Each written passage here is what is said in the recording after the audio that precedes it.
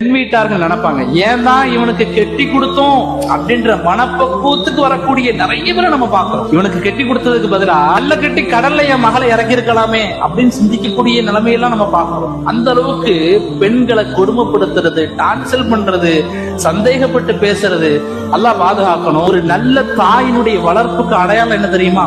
ஒரு நல்ல தாயினுடைய வளர்ப்புக்கு அடையாளம் தன் மனைவியிடத்தில் அந்த வளர்ப்பு பிரதிபலிக்கும். அப்படின்னு என்ன அர்த்தம்னா, ஒரு தாய் தன் மகனை சரியாக வளர்த்திருந்தால் தன் மனைவியை நல்ல முறையில் வைத்து காப்பாற்றுவான் ஒரு ஆண்.